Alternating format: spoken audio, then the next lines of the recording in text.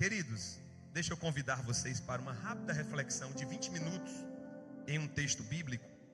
Podemos? Uma rápida reflexão em um texto bíblico. Faltou alguma coisa, irmã Natália? Não, né? Então localiza, por favor, na sua Bíblia. Localiza na sua Bíblia, por favor. Mateus capítulo de número 8, versículo de número 14. Mateus 8, versículo de número 14 e versículo de número...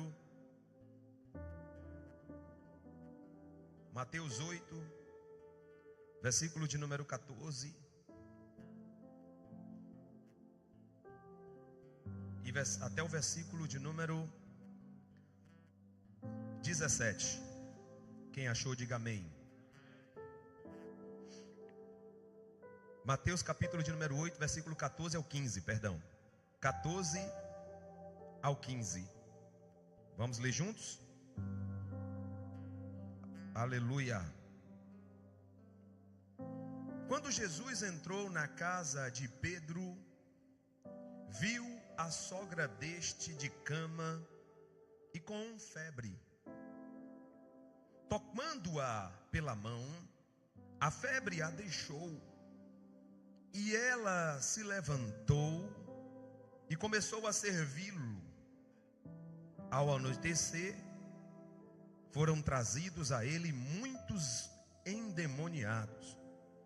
E ele expulsou os espíritos com uma só palavra. E curou a todos os doentes. Amém? Queridos, esse texto é um texto pouco pregado. Eu quase não ouço pregações sobre esse texto. Quase não é comum pregar sobre a febre da sogra de Pedro. Mas Deus ventilou esse texto ao meu coração para dar-lhes algumas instruções nessa noite. Pelo menos 3 coisas eu quero compartilhar com os irmãos sobre esse episódio da cura da sogra de Pedro. 3 grandes lições para a vida. Aleluia. A primeira lição para a vida é que a cura da sogra de Pedro, comparado aos milagres que Jesus já fez, por exemplo, andar sobre as águas, milagres como com uma palavra dita à distância, o servo de um centurião ficar curado, milagres como bradar no meio de uma tempestade e o vento, que eu nunca ouvi dizer que vento tem ouvido, ouvir a voz do Senhor e se acalmar, milagres como multiplicar pães e peixes e matar a fome de mais de 5.000 pessoas em um dia. São milagres extraordinários. Milagres como falar aos demônios, e não importa a quantidade, com uma palavra dele, todos são impelidos, e aquele endemoniado é liberto. Milagres que nos entusiasmam, milagres que envolvem a nossa fé, milagres que, quando lidos ou ouvidos ou feito pregações sobre os mesmos, nos levanta o ânimo, nos dá altruísmo, nos dá uma visão mais ampla, nos faz ser mais entusiasmados na fé. Mas quando olhamos para milagre como esse da sogra de Pedro e percebemos a categoria do mesmo em comparação com os outros milagres ora narrados, a gente diz: mas por que o Senhor se deparou com uma coisa tão pequena que é uma febre, e não só curou a sogra de Pedro da febre, mas fez com que os 3 evangelistas sinóticos registrassem este milagre, de maneira que ele ficasse relevante até essa noite em nossos dias? Deve ter alguma coisa interessante, pois a Bíblia e toda a Bíblia não tem uma palavra que se perca. Todas as palavras registradas nesse livro têm um propósito para a qual foi enviada. E eu creio nessa noite que, em detrimento da comparação entre milagre e milagre, Deus sabe o que faz em nossa vida, irmão. É por isso que nós temos que aprender a ser gratos na vida, porque tem coisas que parecem ser tão pequenas, mas que o nosso Deus resolve se importar com isso. E através de uma coisa tão pequena, o Senhor nos faz um cafuné, um carinho, dizendo: eu estou aqui, filho, eu estou aqui. Uma porta de metro que iria fechar e imprensar, mas não fecha. Um trem que atrasa e você perde e te dá livramento.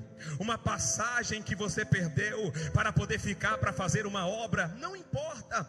Coisas que aparentemente são pequenas, mas que por trás de tais coisas está a mão do Senhor. E aí eu me chamei a atenção para este milagre, e eu começo a aprender a primeira coisa aqui. Porque febre aparentemente a gente não dá tanta atenção como quem dá atenção a um câncer.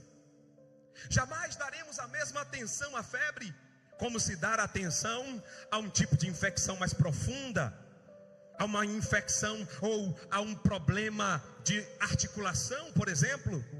É febre. E febre geralmente se encara com um teor de mais descrédito. Dá aí um diclofenaco para esse vaso. Dá um chá de raiz para este vaso. Um chazinho de casca de laranja. Ou quem sabe um analgésico resolve. Pouquíssimas vezes nós paramos para dar atenção devida, para se orar por uma febre. A gente tem um impulso a orar por coisa mais séria, sim ou não? Mas Jesus parou para curar a sogra de Pedro. E a primeira lição que eu aprendo com isso aqui nessa noite é que a febre tem sintomas. E o primeiro sintoma da febre da sogra de Pedro é, diga comigo nessa noite, fala, estou brincando com vocês para ver se vocês acordam, né?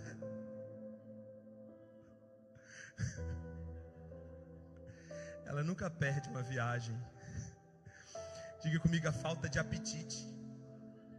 Quem tendo febre, uma febre mesmo, daquelas que deixa como a de sogra de Pedro, de cama, e consegue se alimentar normalmente.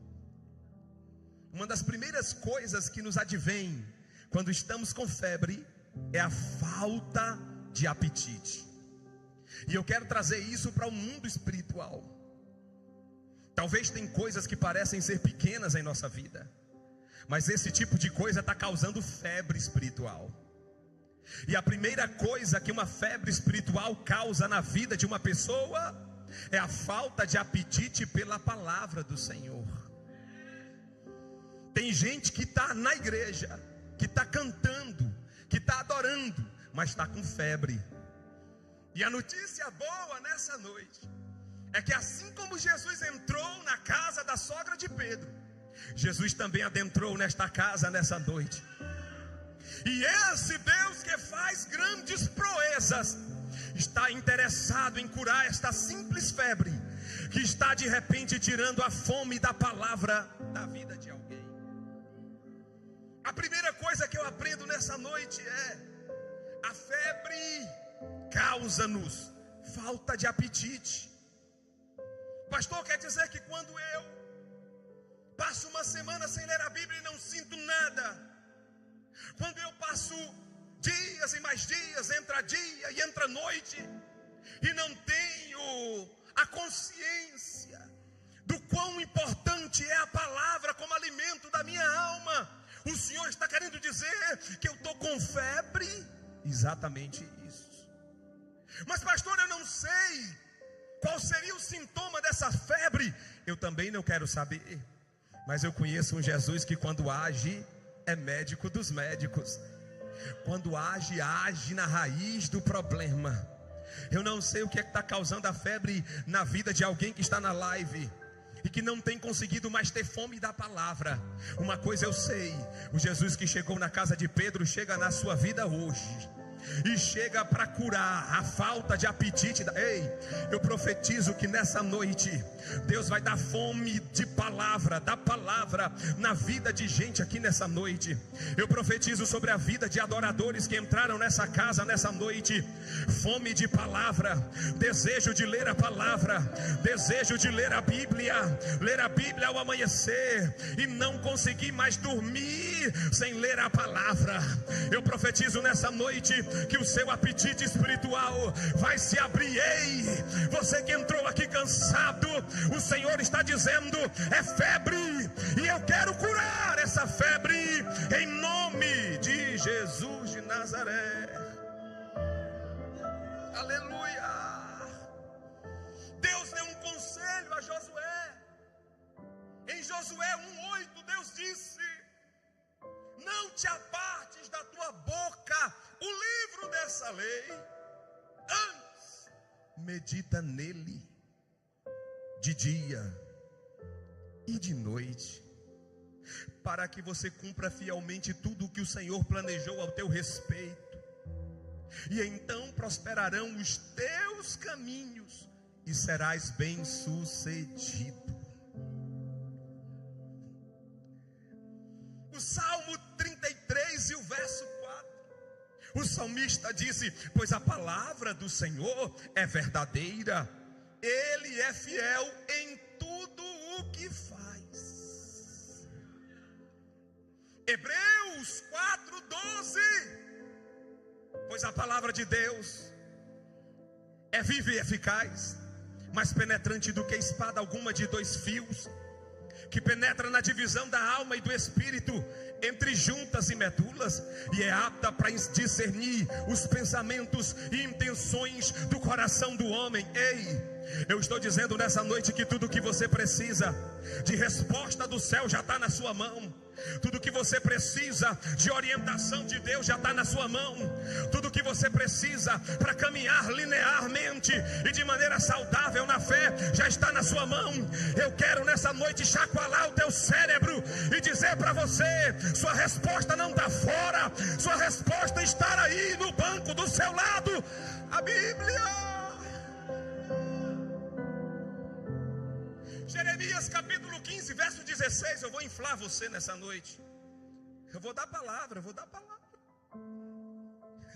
O profeta disse: quando as tuas palavras foram encontradas, eu as comi,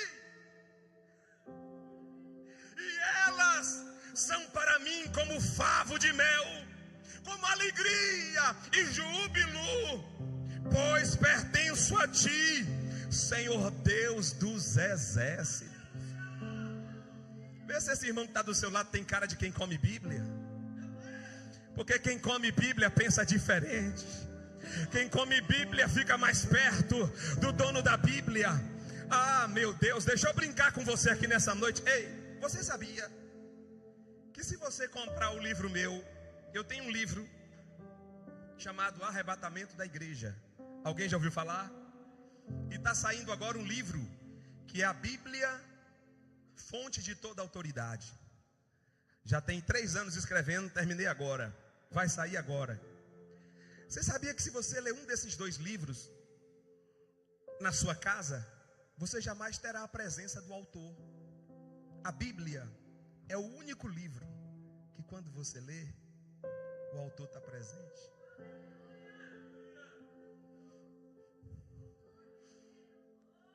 Você abre para ler, o autor fica pertinho ali.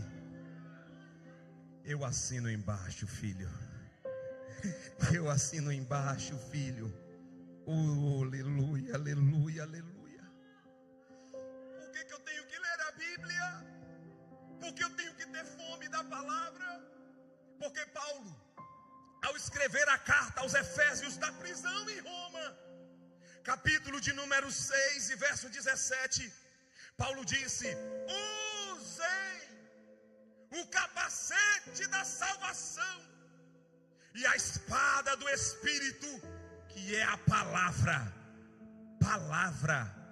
Palavra. Oh glória.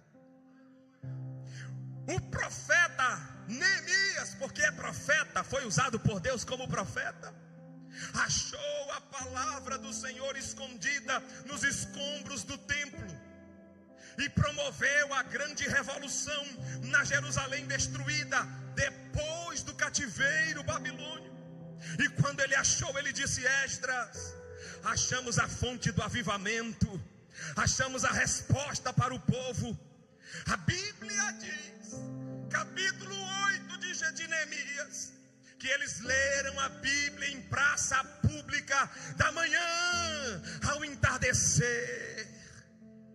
A Bíblia diz que todo o povo chorava na praça e dizia: perdoa os nossos pecados, porque a miséria que adveio sobre Israel foi fruto do nosso pecado, e para que não mais sejamos entregues ao opróbrio e nem a nenhum tipo de cativeiro, perdoa os nossos pecados. É o poder da palavra.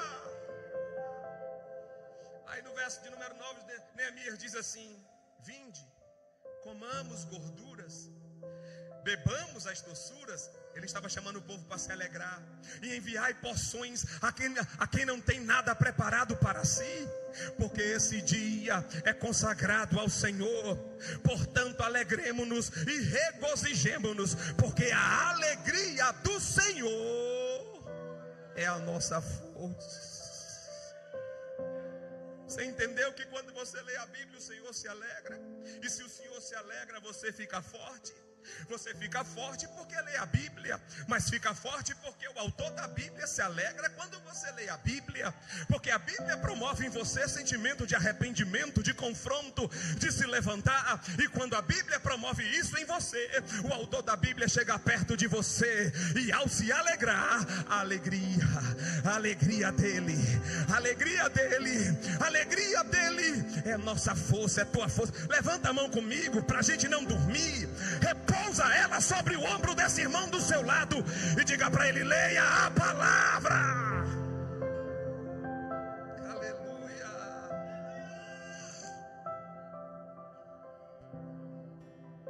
Meu irmão, eu vou dizer mais uns versículos aqui que o pastor falou hoje de manhã que quando a gente vira pastor de igreja, pastor Vale, a gente deixa de ser pregador. Eu deixei de ser pregador desde quando virei pastor de igreja. Antigamente era vá.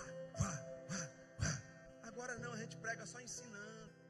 Eu prego mais não. Meus amigos do Brasil que assistem a live dizem assim: epa, o que foi que houve?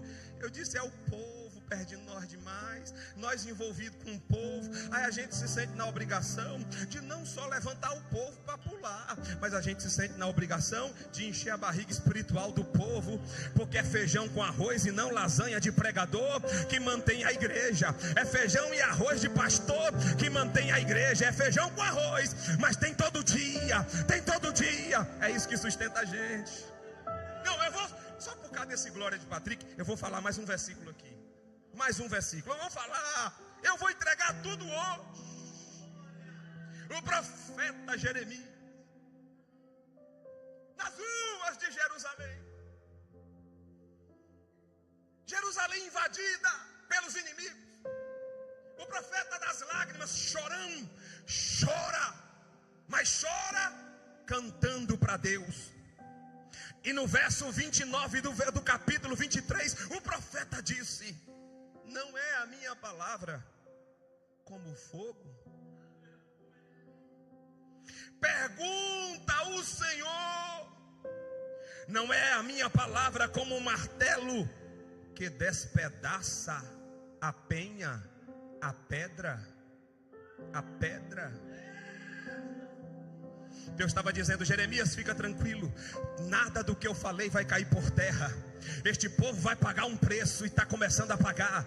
Mas se lembre das palavras que eu já te falei no primeiro capítulo. Eu te lancei como profeta para derribar, mas também para levantar. Se lembra do capítulo 7? Eu vou levantar este povo de novo. Por quê? Porque a minha palavra é como fogo, mas a minha palavra também é como um martelo que esmiuça a penha. Não tem coração de pedra. Irmãos, quantos testemunhos. Inclusive a Vitória tem um testemunho para dar. Bora quebrar tudo aqui hoje. Vamos quebrar tudo? Dê esse microfone para ela ali agora. Quem é que manda na igreja? Espírito Santo. Fale aí mesmo, de onde você está aí. Vaza. Fale aí. Primeiramente, cumprimento os irmãos com a paz do Senhor. Amém. No culto de jovens, eu pedi para o pastor orar para uma menininha de 4 anos que se chama Eloá Vitória. Ela tinha sido internada no hospital, fazia 2 dias que ela estava internada no hospital com uma doença que ela poderia morrer em 48 horas. Ela é irmã de um amigo meu da escola, e aí quando eu soube dessa notícia eu fiquei muito mal, porque meu amigo estava muito mal e se sentindo culpado por isso. Ele também é cristão e eu disse, vou estar orando por você. Porém eu não consegui segurar aquele fardo, porque é um fardo muito grande orar por alguém sozinha. Então eu pedi ajuda ao pastor e ele orou juntamente no final do culto dos jovens com toda a igreja. E ontem eu recebi a notícia que a Eloá, ela vai receber alta na segunda-feira.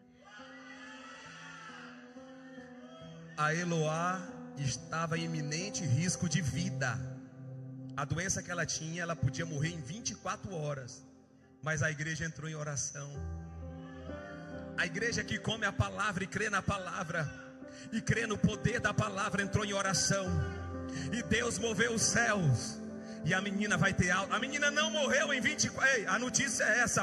Ela não morreu em 24 horas. Ela vai ter alta segunda-feira. Aleluia. O Satanás chegou para o Senhor. E vou concluir agora, porque acabou meu tempo. Já são 8 horas. Vou ficar só no primeiro ponto da mensagem. Era uma mensagem tão simples. Eu falei, Deus, tem o que aí? Aí Deus disse, não, filho. Para com esse negócio de querer apresentar repertório, apresentar, sabe, desenvoltura. Vai falando da palavra. É a palavra, filho. É a palavra. Oh, glória a Deus. Durante muito tempo eu me preocupei, sabe com o quê? Com repertório. Eu me preocupei com uma série de coisas. Hoje eu deixo a palavra fluir. A palavra. O diabo, que é sagaz, deturpou a palavra na tentação de Jesus, como deturpou a palavra na queda de Eva. O bicho é terrível. O diabo usou a palavra, mas o diabo nunca usará a palavra como ela é. Ele sempre usará a palavra deturpando, colocando vírgula onde não tem, acrescentando o que não tem ou tirando o que tem. Ele cita o Salmo 119 e ele diz assim, ó, está escrito. Olha que ousadia. Jesus no deserto, jejuando para começar o ministério, e o diabo se apresenta dizendo, está escrito. Dará ordem ao teu respeito, para que te guarde, e para que não tropece com teu pé em pedra, e que te guardem. E disse, lança-te daqui a baixo. Jesus disse, você só esqueceu um detalhe. É o versículo 11 e o versículo 12. Ele só citou a metade do 12. O bicho é terrível. Ele citou 11 e a metade do 12 do Salmo 91. E aí na metade do 12 ele para. Aí Jesus termina o que ele deixou de citar. Eita, glória a Deus. Sabe que Jesus termina sabe o que termina? Que ele não fala ali, na verdade. Ele não esquece, em todos os teus caminhos, para que não tropece com teu pé em pedra. Em todos os teus caminhos, fala de propósito. Os anjos só estão à disposição para quem vive no propósito. Não adianta eu sair daqui sem propósito nenhum e passar um autocarro e eu me jogar na frente, porque está escrito que aos anjos do Senhor nos protegerá quando tropeçarmos com o pé em pedra. Não adianta, os anjos só protegem quando você está no propósito. Pegou a sagacidade do bicho? Aí Jesus pega ele na palavra. Você não está falando de palavra? Pois eu também vou falar a palavra. Está escrito, nem só de pão da terra. Quando ele pede para Jesus multiplicar o pão, viverá o homem, mas de toda a palavra que sai da boca de Diga palavra. Tem dois sentidos aqui. Primeiro sentido, palavra rema, dita, profetizada. Segundo sentido, palavra logos, escrita. Sabe o que é que Deus está dizendo para nós nessa noite? Para quem gosta e ama a palavra e quer conhecer a vontade de Deus, Deus manda a palavra escrita, já está na sua mão, mas também manda a palavra falada, profetizada. Se for preciso levantar um profeta de plantão para sacudir você, para me mostrar um horizonte, para me ajudar numa decisão, ele levanta, porque é palavra rema e é palavra logos. Deus está dizendo: a palavra que eu tenho para vocês alimenta vocês, dá direção, tem tudo o que você precisa. Se eu fosse você, eu dava um glória ao nome do Senhor, porque a palavra está disponível. Eu vou terminar agora. Acabou. Eu falei para vocês que a febre, ela tira o apetite. A segunda coisa que a febre causa, eu vou terminar agora, é que a febre nos dá uma indisposição terrível. Tirando os anjos aqui, todos os que já tiveram febre, quando você teve febre, você ficou com muita vontade de trabalhar? O que aconteceu com você? Você ficou amuado. Você ficou meio que sem ânimo. A cama te abraçava e dizia: fica, e você fico. É a febre. Indisposição.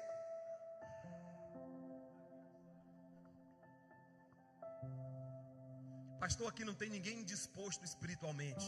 Eu acredito, eu vejo, porque aqui tem gente que veio para ceia hoje pela misericórdia, fortaleceu um pouquinho a carne com o churrasco, mas agora à tarde tinha tudo para ficar em casa, mas resolveu vir.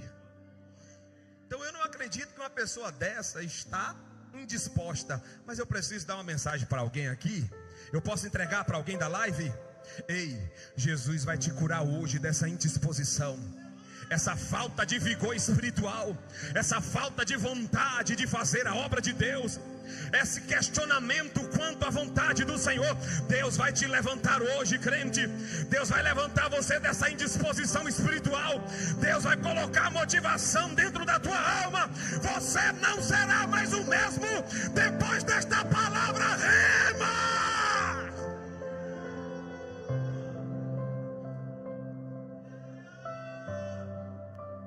Irmãos, eu escrevi um bocado de coisa aqui, não tem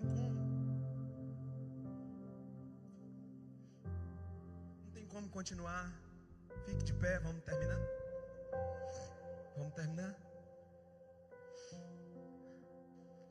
Quando Paulo escreveu a carta de 2 Coríntios, no capítulo 4, verso 16, Paulo estava escrevendo uma carta para orientar os irmãos quanto às questões espirituais. E no versículo 16 do capítulo 4, Paulo disse: por isso não desanimamos, embora embora exteriormente estejamos desgastados, embora exteriormente estejamos desgastados, no entanto, interiormente estamos sendo renovados dia após dia.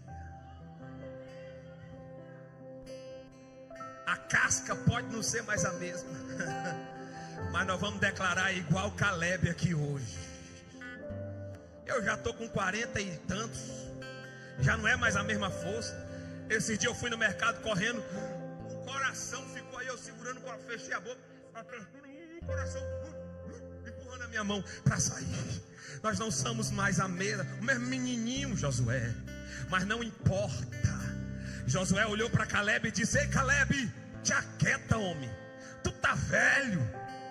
Nós já vemos de jornada antiga, Caleb, são muitos anos pelo deserto. Te aquieta aí com essa porção de terra. Ele diz: não, Josué, nós fizemos um acordo. Eu vou subir os montes, eu vou tomar a terra dos gigantes.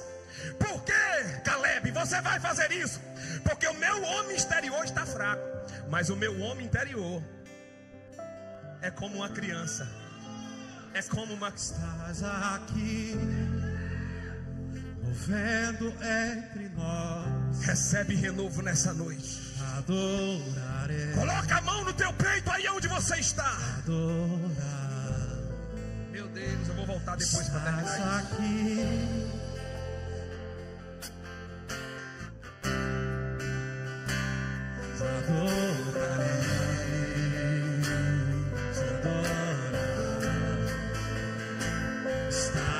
Só os renovados adoram.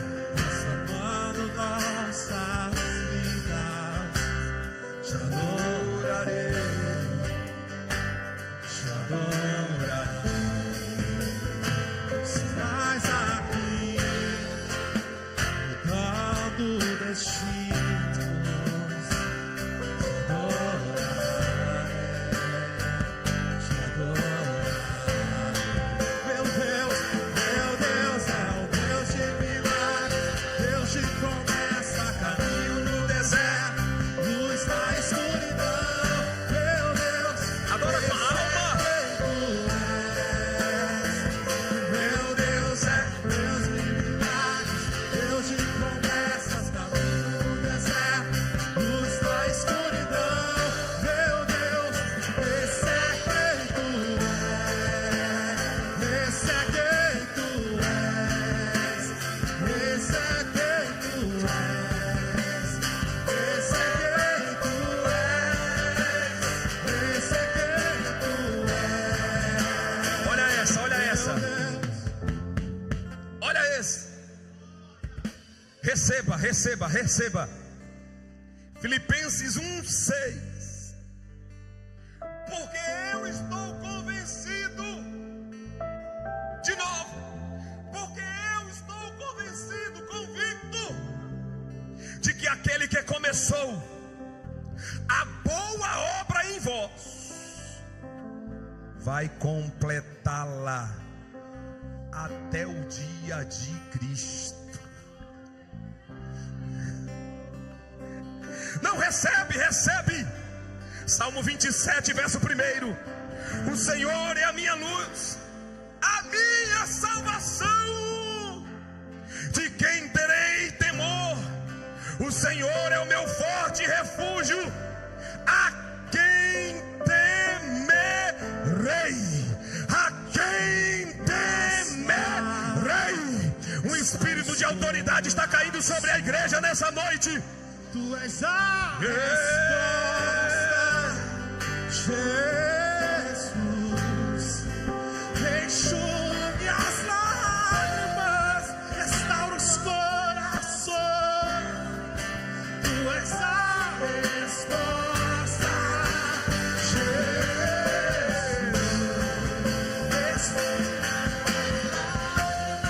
Restaura os corações. Tu és a resposta,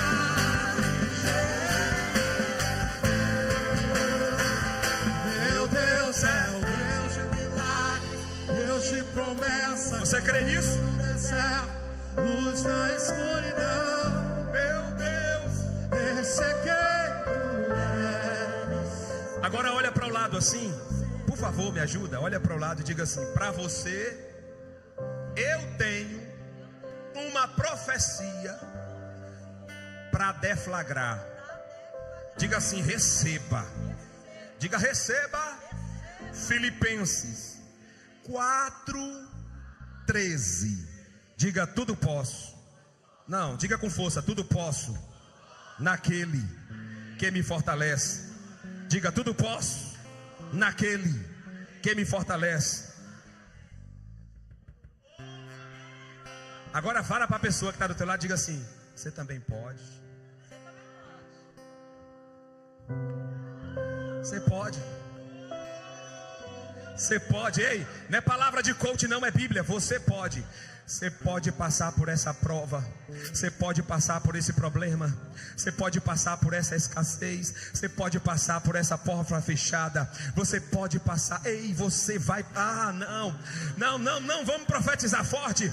Olha para o lado e diga: você vai. Diga: você vai. Diga: você pode.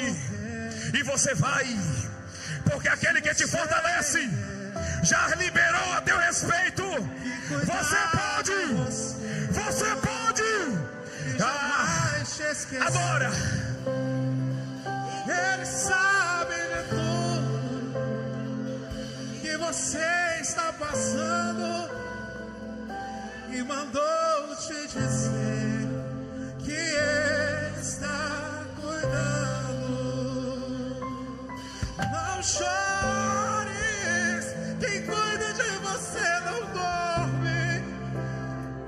Derrama sua levanta. Muita gente que te ama. Deus mandou te dizer que vai acontecer. Deus mandou te falar que tudo vai passar. Escute, lembra de onde você veio e aonde que você chegou. Lembra de todos. Nem era pra você estar aqui, mas Deus falou assim. Esse, você. E onde colocar a mão eu vou abençoar.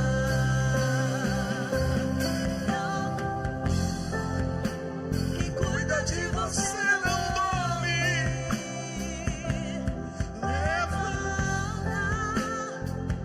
Não tô conseguindo cantar não. Desculpa.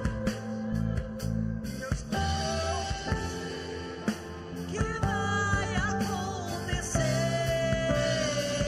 Deus mandou te falar que tudo vai passar.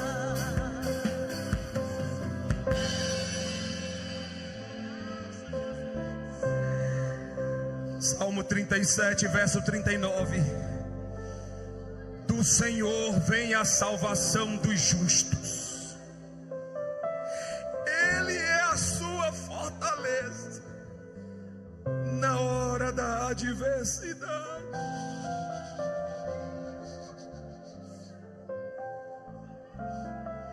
Deus te fortalece hoje. Não chores. Deus te levanta, Deus te ergue hoje. Levanta. Tem muita gente que te ama.